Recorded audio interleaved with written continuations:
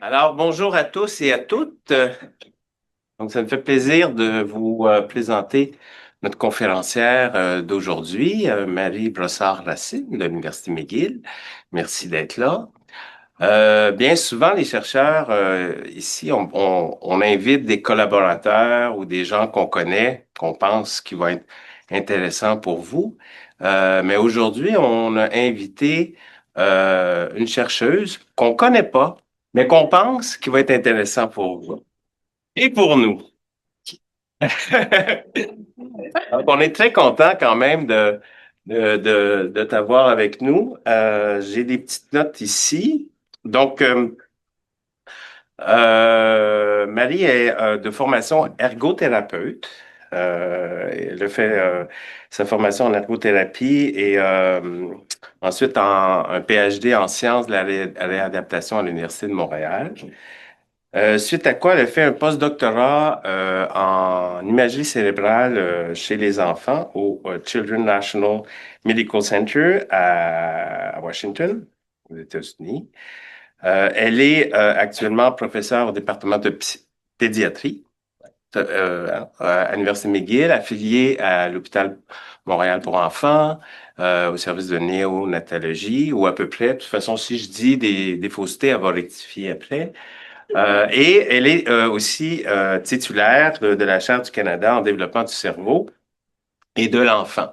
Donc, c'est le thème général de cette présentation aujourd'hui. Juste un petit mot pour vous dire j'imagine que vous allez entrevoir les différents intérêts de recherche dans la présentation d'aujourd'hui, mais j'ai un petit descriptif. Donc, elle s'intéresse à la neuroplasticité et plus spécifiquement aux enfants atteints du trouble du développement neurologique et aux mécanismes sous-jacents afin d'identifier des biomarqueurs et à des fins diagnostiques et ou des fins d'indicateurs de traitement.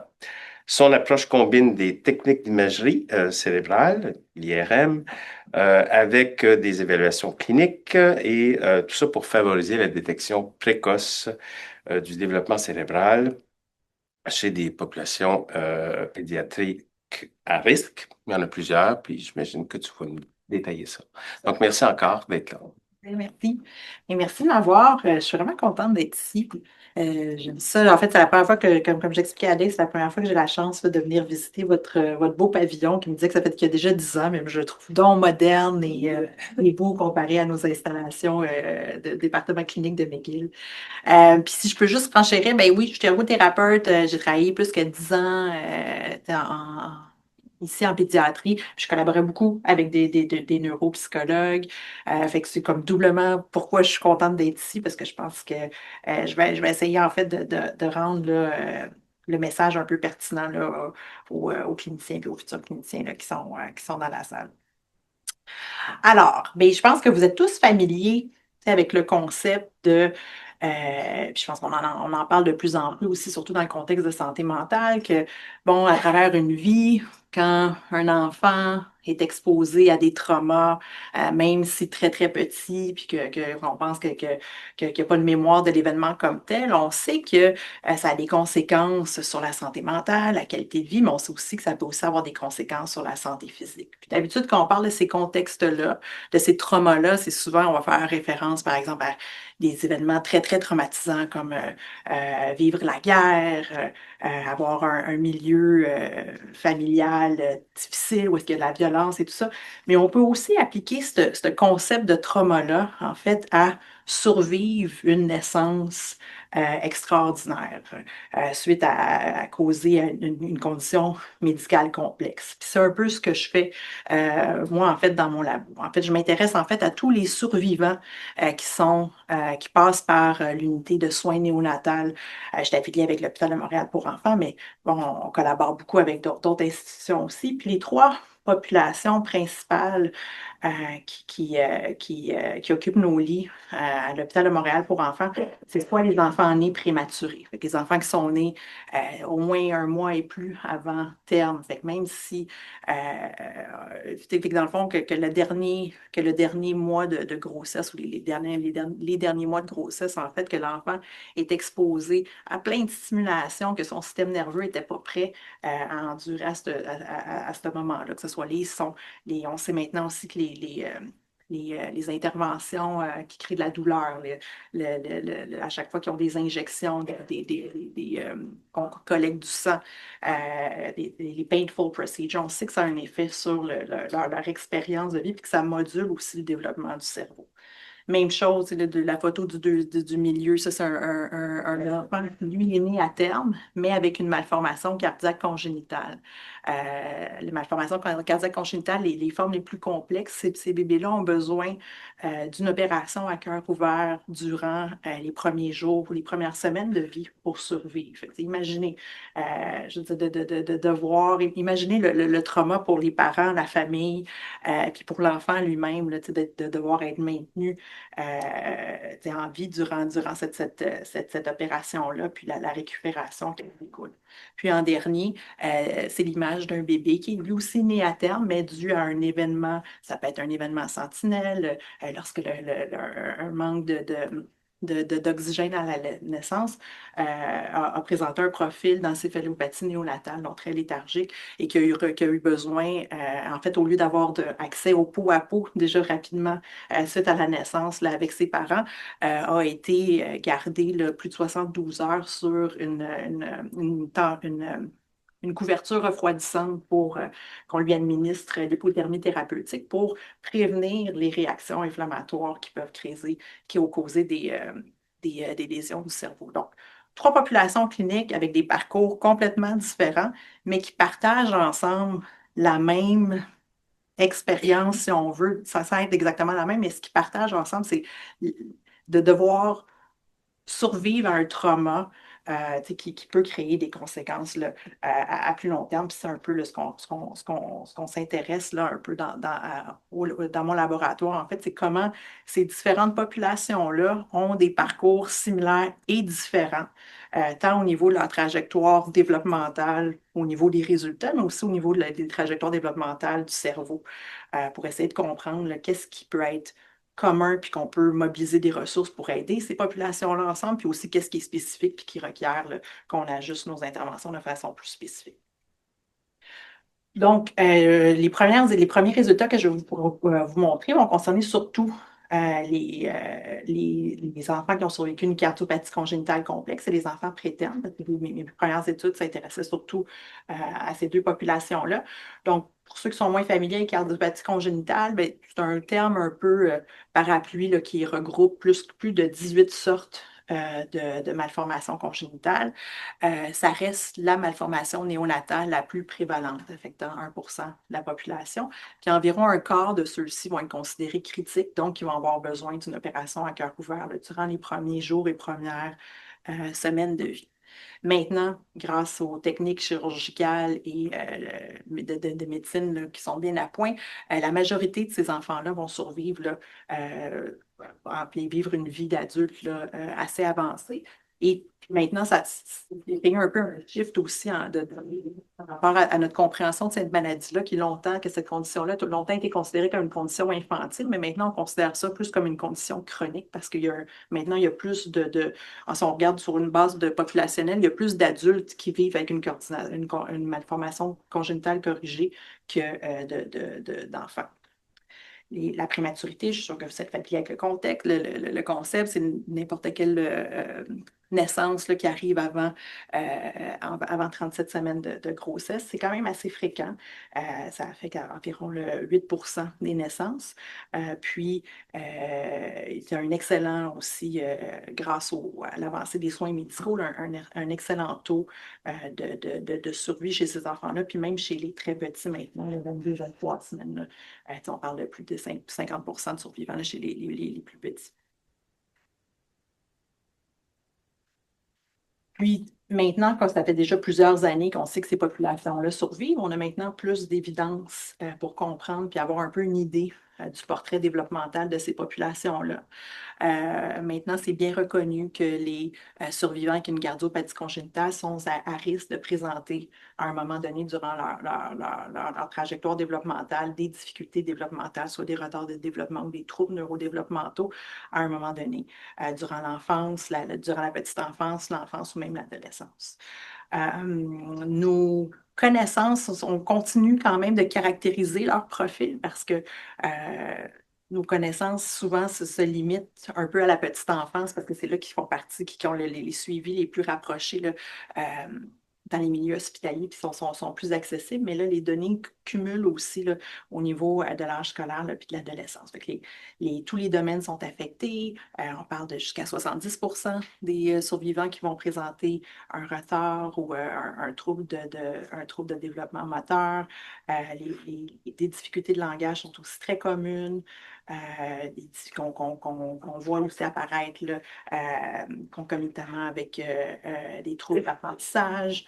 Les problèmes de comportement aussi sont fréquents. Puis, ce qui a vraiment été comme le décrit récemment, puis qui est un peu comme le,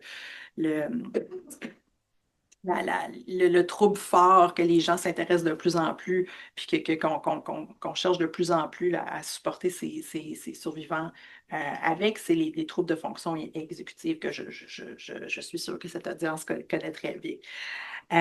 Chez les populations, pardon, excusez-moi, avant de passer au préterme, en fait, ce qui est important en fait de dire pour les cardiopathies congénitales, c'est que oui, la prévalence de ces difficultés-là, elle est élevée. Par contre, ça reste que c'est des problèmes qui sont considérés comme modérés à peu sévères. Puis c'est un peu pour ça, personnellement, que je pense que ça a eu moins d'attention. Parce que là, par exemple, quand on parle de trouble moteur, on parle pas de paralysie cérébrale, que c'est un enfant qui va être référé dans un programme de réadaptation motrice là, tu sais, à 2 ans.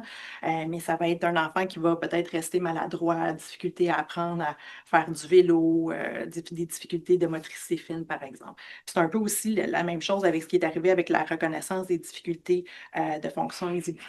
C'est pas des enfants qui ont nécessairement des problèmes cognitifs quand on le mesure avec un IQ avec un quotient intellectuel là, quand on le mesure dans la jeune enfance, mais c'est des adolescents ou des enfants un peu plus vieux qui ont de la difficulté à processer plusieurs types d'informations, puis de s'organiser, puis d'effectuer les tâches qui sont demandées, puis qui doivent s'ajuster avec la demande grandissante là, de l'environnement.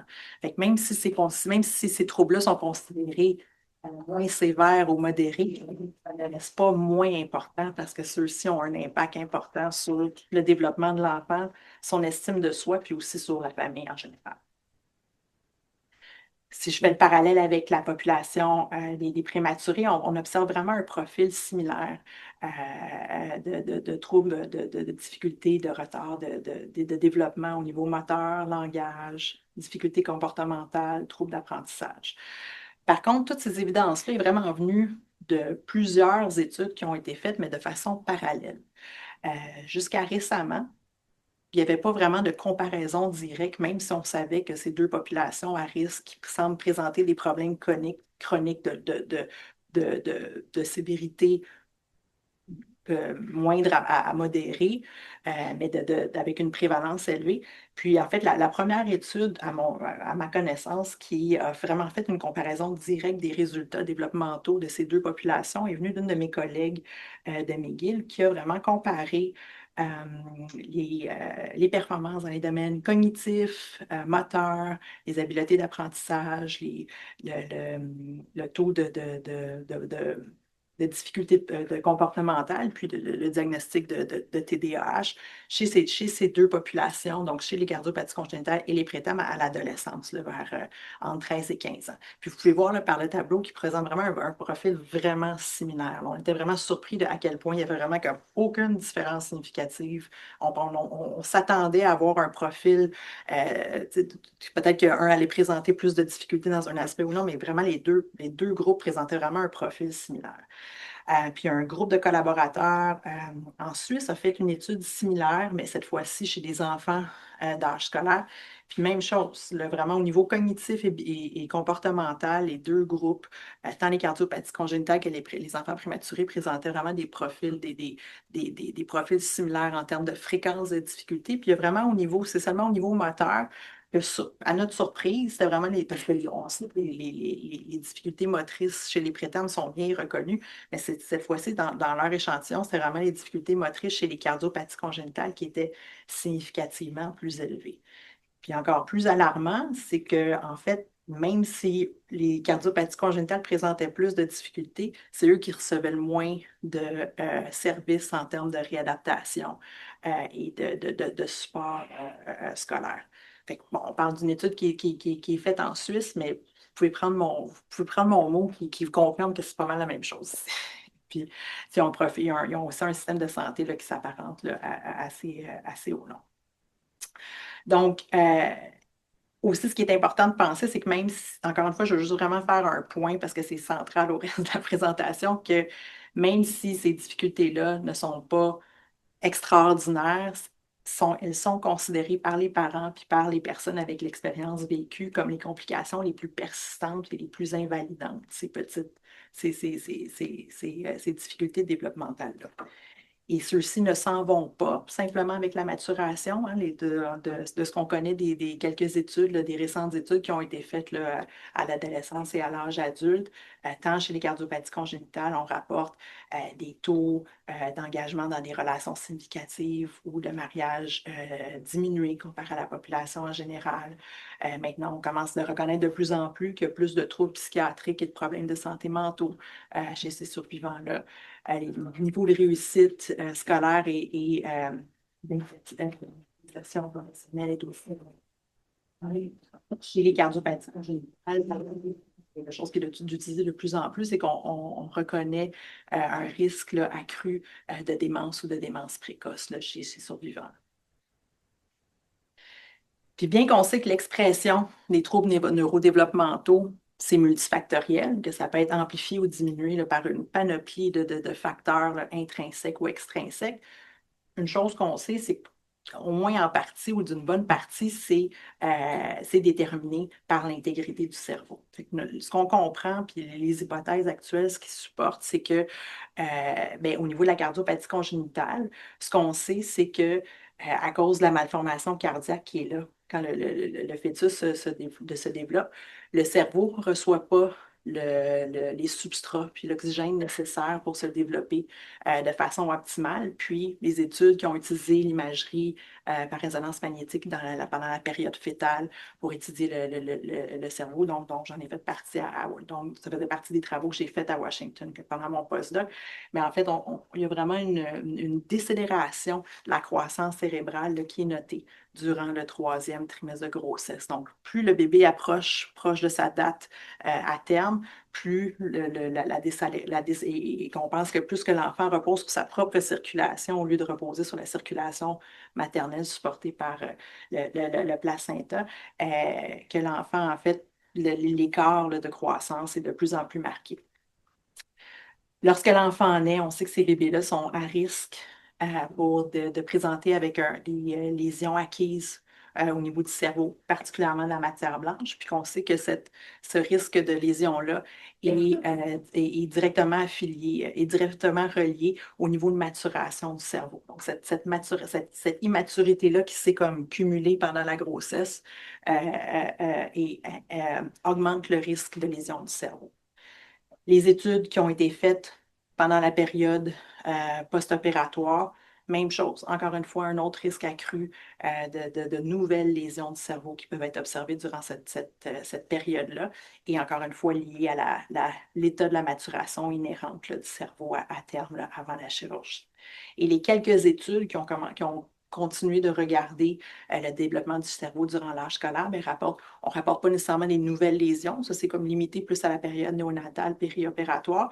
Mais les études nous montrent qu'au niveau de la croissance cérébrale, puis le volume du tissu du cerveau reste diminué lorsqu'on compare avec d'autres enfants du même âge là, sans les cardiopathies congénitales. Les bébés prématurés, mécanisme différent, mais c'est un peu le même profil, encore une fois, qu'on voit. Fait que là, les bébés, ils naissent prématurément. Il y a des imageries qui ont été faites autour du temps de la naissance, puis avant la période là, équivalente à l'âge à terme. Puis ces enfants-là aussi sont plus à risque de lésions acquises au niveau du cérébrum et du cervelet. C'est associé avec des marqueurs d'altération de la matière blanche, avec des réductions du volume du cerveau global et régional. Puis même chose lorsqu'on continue de faire des études d'imagerie qui ont été faites dans la période post-terme, puis pendant l'enfance. Encore une fois, bien qu'on on s'éloigne encore une fois des lésions fraîches, euh, on, on voit que l'effet l'effet de ce retard de croissance-là, de maturation, est encore visible par l'imagerie quantitative ou lorsqu'on regarde aussi juste le volume là, des structures et, euh, et du cerveau. Donc, si on met tout ça ensemble, aussi, il y a quelques études qui ont vu les profils similaires au niveau de la présentation clinique de leur cerveau.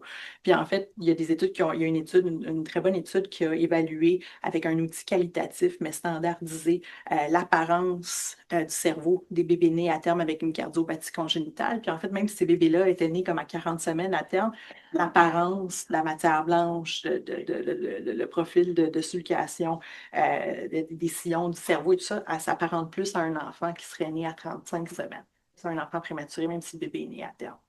Puis si on regarde aussi, il y a un groupe qui s'est intéressé, qui a vraiment mis de l'avant que le profil de présentation des lésions de la matière blanche chez ces deux populations-là est très, très similaire, qui s'attaque surtout à la substance blanche, le périventriculaire, puis on pense que c'est relié direct à l'expérience de l'hypoxie que ces deux populations-là vivent, qui va résulter à une mort des progéniteurs des oligodendrocytes, qui sont en fait les, les, les, les substrats prémyélinisants de la matière blanche.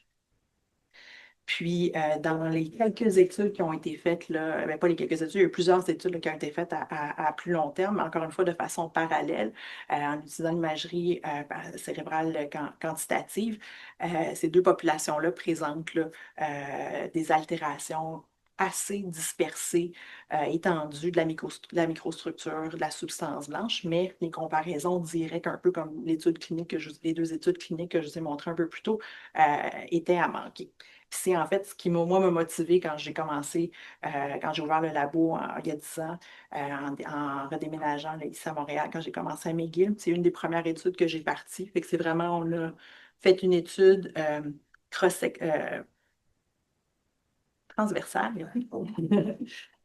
En fait, une étude transversale où est-ce qu'on a rappelé des anciens patients du Children qui avaient eu soit une opération à cœur ouvert pendant les 2 années de vie ou qui étaient nés très prématurément. Bon, on les a rappelés durant l'adolescence, jeune période jeune adulte, donc entre 15 et 25 ans, pour venir compléter une visite d'étude qui combinait une imagerie multimodale quantitative et des questionnaires et des évaluations.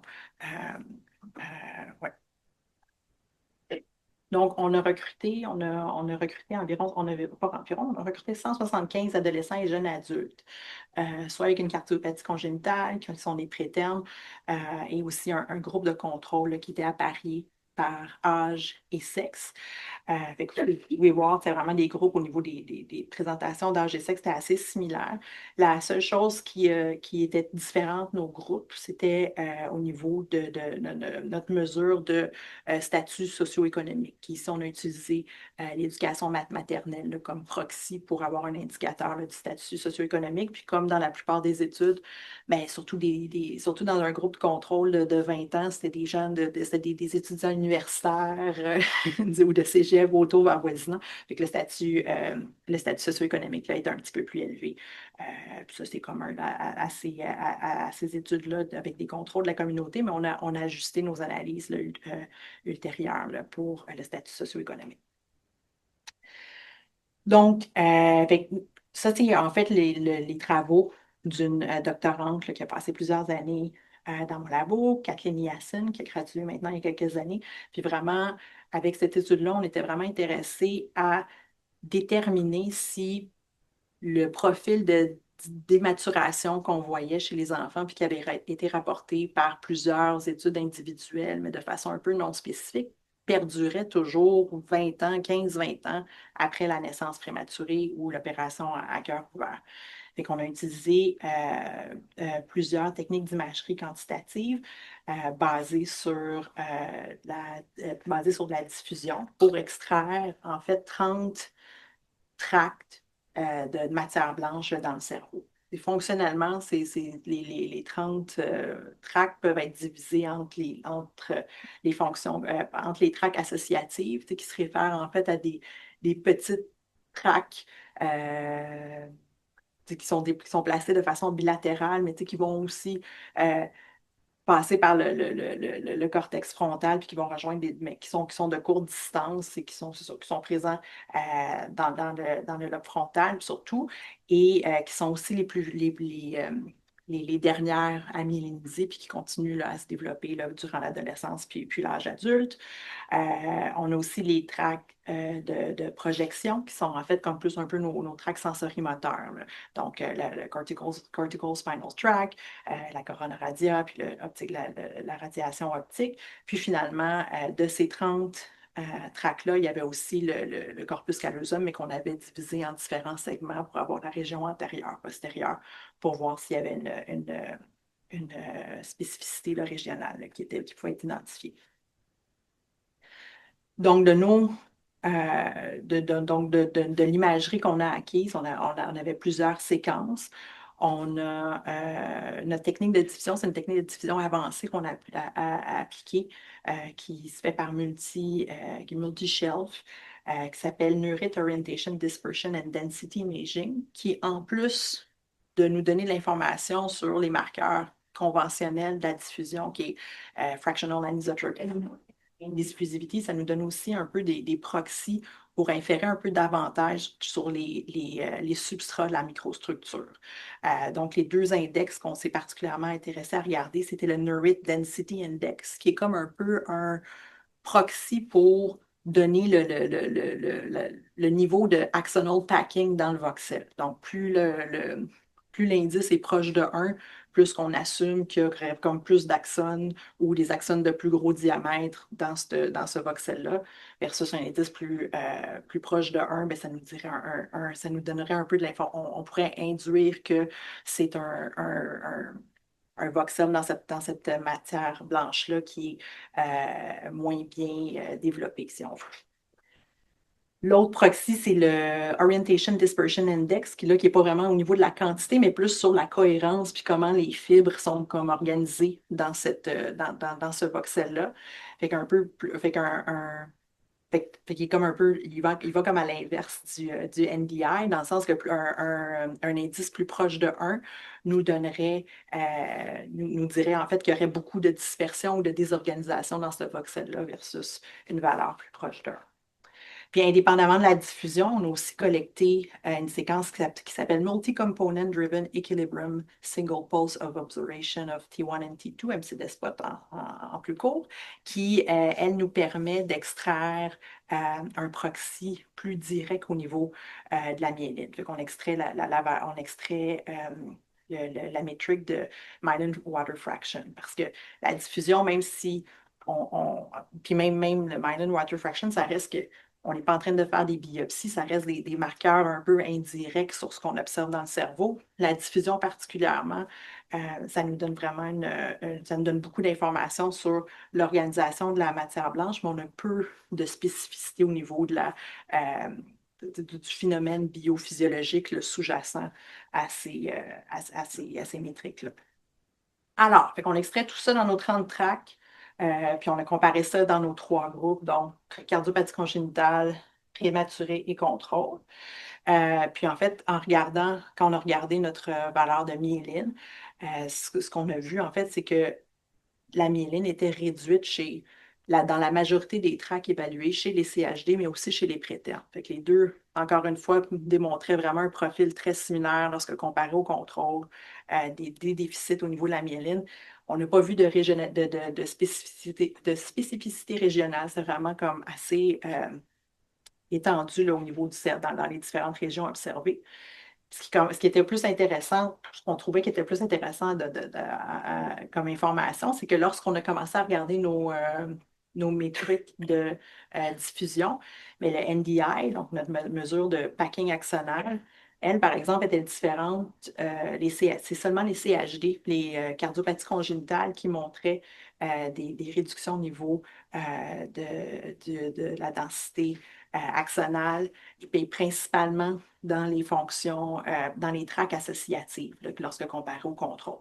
Dans à peu près donc la moitié environ des tracts évalués là, a été affectés, comme je dis, principalement les tracts associatifs, puis quelques segments du corpus callosum. Ça, c'était pas vraiment présent chez les prédates. Puis finalement, lorsqu'on a regardé notre mesure de cohérence, de Orientation Dispersion Index, mais là, cette fois-ci, c'est seulement les prétermes, quoiqu'il n'y avait pas beaucoup de segments, mais on avait quand même cinq segments qui montraient des différences significatives avec les contrôles en termes de cohérence. Et encore une fois, de façon intéressante, lorsqu'on comparait les prétermes et les CHD, les prétermes montraient plus de segments avec avec plus de désorganisation que les prétermes. Fait on pense, on regarde, on a un profil, on regarde quand on regarde ça un peu, en fait, comment je l'interprète, moi, c'est quand on regarde ça de loin, c'est qu'on a un profil de dysmaturation très, très similaire, mais lorsqu'on commence à ajouter un peu plus d'indices, on se rend compte que les substrats biologiques sous-jacents là, sont différents là, chez les deux populations, puis n'affectent pas nécessairement les mêmes régions. On a voulu savoir qu'est-ce que ça fait sur la fonction. Fait qu'on a fait on a fait vraiment des analyses exploratoires au niveau des fonctions. L'étude ne nous permettait pas là, d'avoir une batterie d'évaluation neuropsychologique là, très, très poussée. On a quand même collecté le brief adulte que chaque participant a complété, puisque vous pouvez voir en fait au niveau des profils, donc les CHD présentaient des difficultés de fonctions exécutives dans plusieurs sous-échelles. Les prétermes aussi, mais ce n'était pas vraiment les mêmes. Seulement, par exemple, si on voit, c'est vraiment juste l'index l'index de sommaire, l'index total, et au niveau du contrôle émotionnel qui était similaire chez les deux groupes. Et, et au niveau de l'organisation du matériel, là, que c'était j'ai une fiche, là, excusez. Je viens de me poser une question. C'est différent chez les deux groupes, mais je sais plus. Je pense que je me suis trompée j'ai laissé une flèche de trop. Voilà. Alors, ensuite de ça, on a fait des corrélations entre, nos valeurs d'imagerie et les échelles qui étaient significativement différentes pour chacun des groupes. Puis de façon intéressante, ce n'est pas les mêmes métriques qui se sont faites, qui se sont trouvées associées.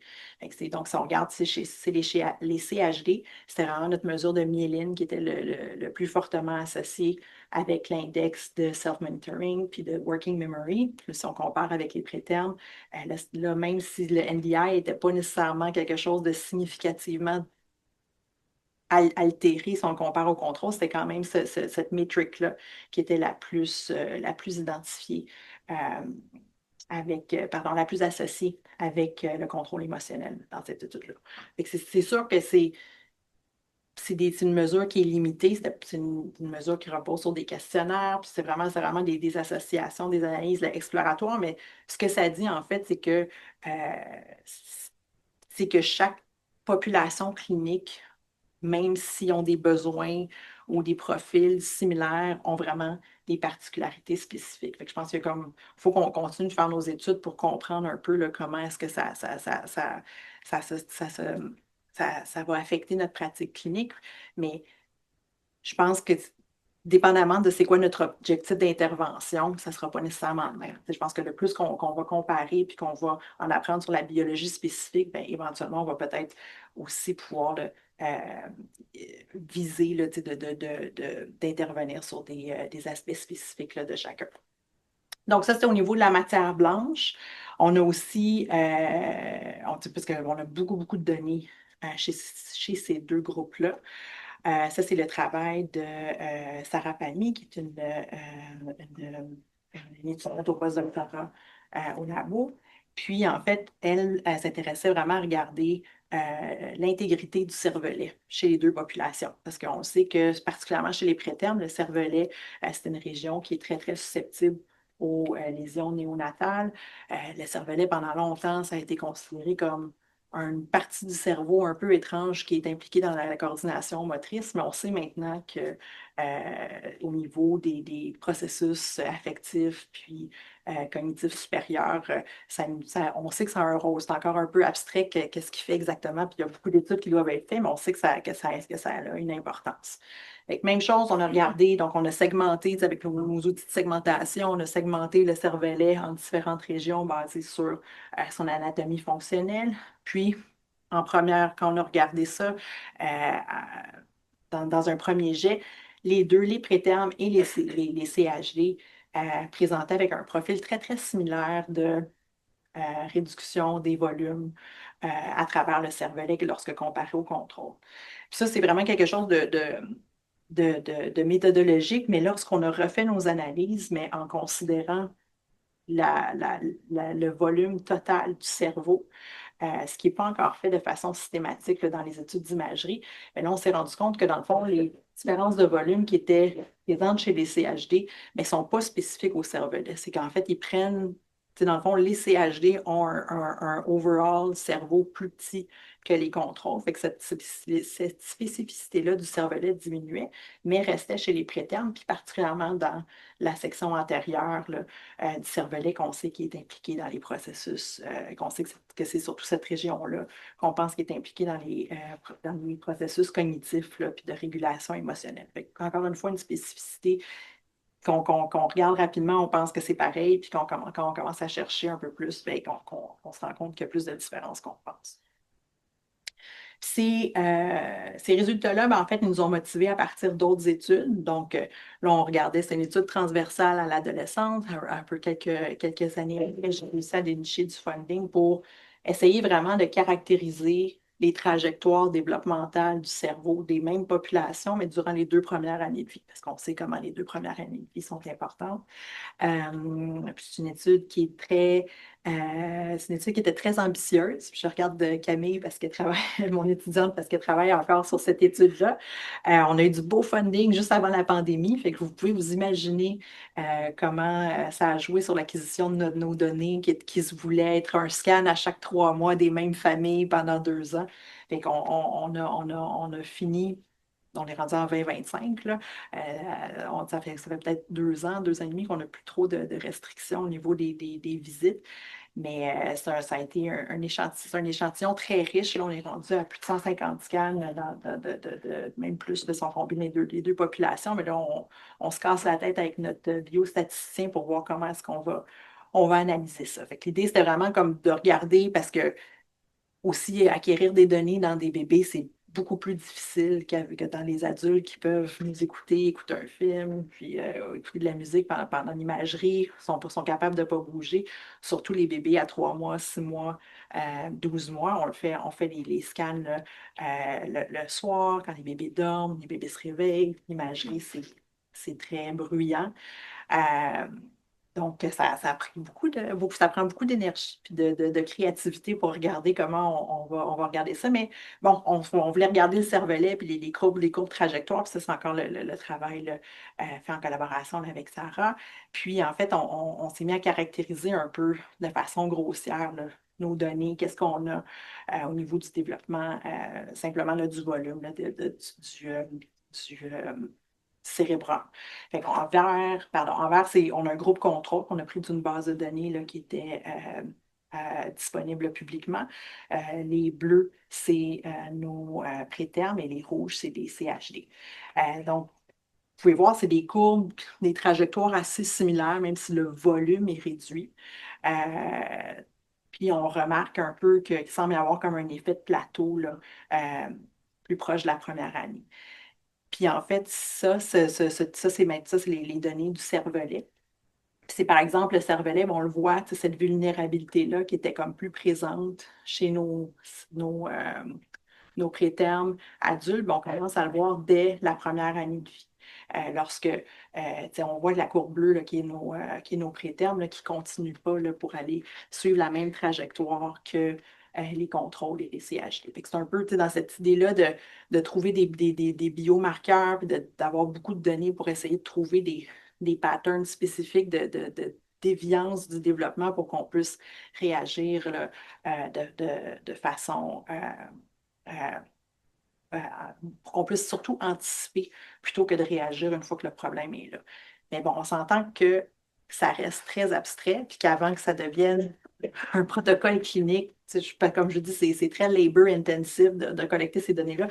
Fait que, surtout, là, c'est comme le message plus aux cliniciens en attendant. Qu'est-ce qu'on peut faire en attendant?